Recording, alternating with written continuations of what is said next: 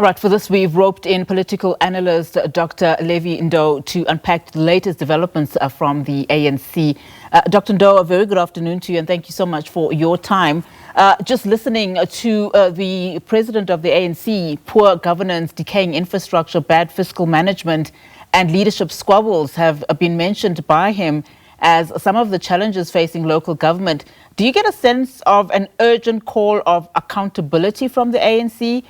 Where it relates to municipalities, or it's a case of much of the sameness ahead of next year's local government elections? Good afternoon, Unati. Good afternoon to the viewers at home. These are not new problems or new challenges. These are the issues that are well known by the ANC, by members of the ANC supporters, and ordinary citizens of South Africa.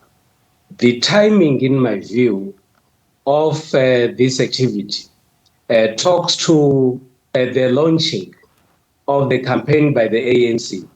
If it is about having to talk to the councillors and mayors, I think it's a bit too late, because it is the very same ANC that is preparing for the local government elections. My view is that in response to the challenges that are faced by local government, where the ANC is in dominance, they should actually do exactly what President Ramaphosa is saying, deploying right cadres or right people in the right positions, starting with politicians, and also ensuring that those that are in administrations are the right people with the right qualifications, the right skills, and the right mindset to be able to deliver in these municipalities.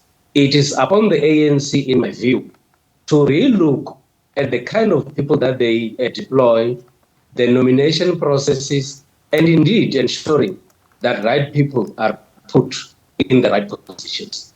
And just on, the other discussions that are happening, the ANC Youth League is holding its second annual General Council. In fact, today it's closing that council. Looking at both the Youth League's energy and the NEC's crisis talks per se, what symbolisms do these parallel developments hold for the ANC's positioning, especially going into those 2026 municipal elections and ultimately the 2029 national elections? For some time, the ANC Youth League never had a functional structure. And it is after the conference that they had, where Colin Maile was elected as the president, that we can say the ANC Youth League has a functional structure that appears to be responding to the challenges facing the young people in South Africa. My sense is that the ANC has to go to the basics, and the basics being that this should be the breeding ground for the ANC. It is the ANC Youth League that has to go all out, mobilize young people to join the ANC Youth League and indeed be prepared to be future leaders.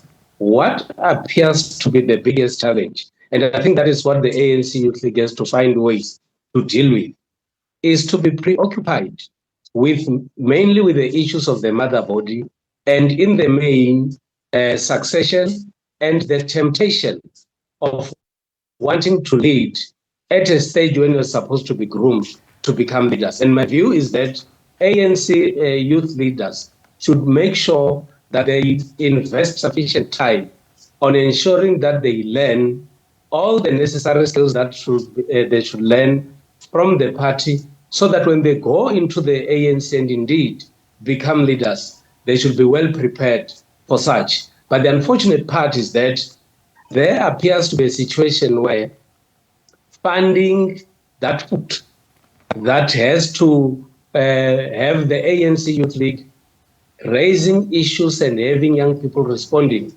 to the call by the ANC Youth League to do so is something that the ANC Youth League, in my view, has to work on. And if they want to remain relevant, they need to ensure that they are able to talk the language that is spoken by young people in this country. Yeah, let's talk now about, the ANC's alliance structures.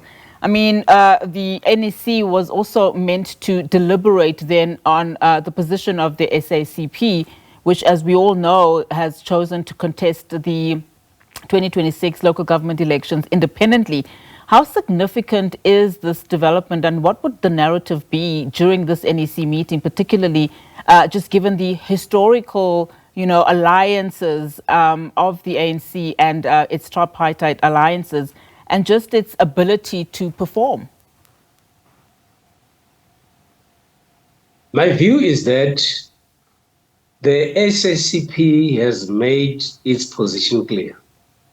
The SACP has planned to contest elections independent of the ANC.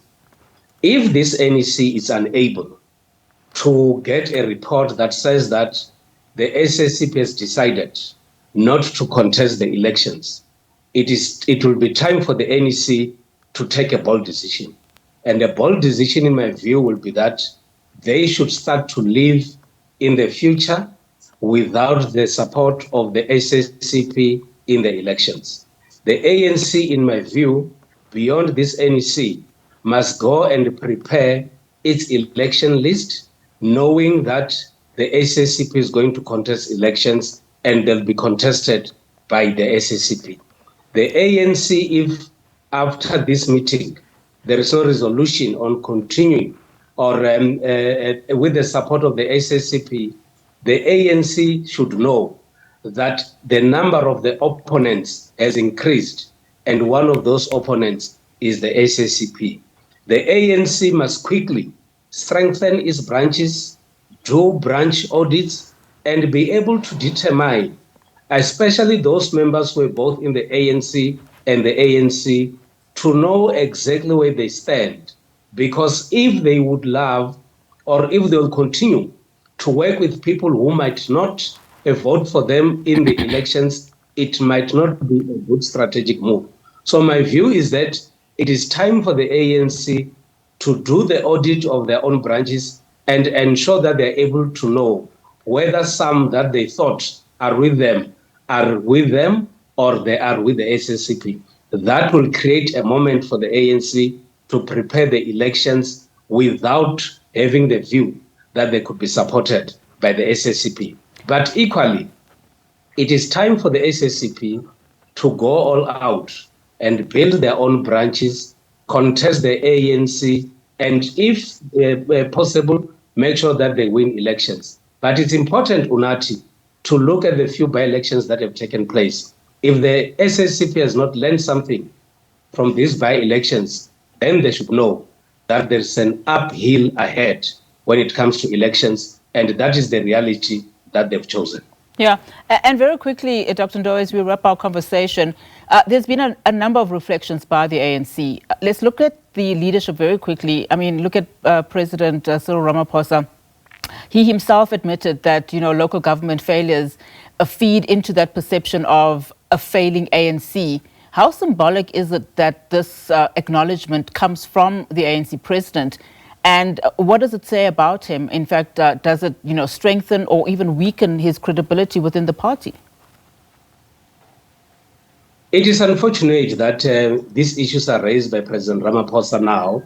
And of course, it's relevant because we're heading towards the local government elections. It is up to President Ramaphosa and his leadership in the ANC to quickly develop a clear framework on the kind of people that should lead local government. If they cannot do it now, they should know that the number of wards and the number of councils that they will lose are going to increase. The ANC should stop deploying people who do not have capacity to lead, stop deploying people who cannot understand the basics of local government. The ANC should be at the forefront of ensuring that municipalities are employing people that have got good qualifications, who have got good intentions of ensuring that municipalities are responding to the needs of the people. If the ANC fails to do so, unfortunately, other parties will do that, and they can also be able to make South Africa a better place to live in. All right, thank you so much, political analyst Dr. Levy Ndou.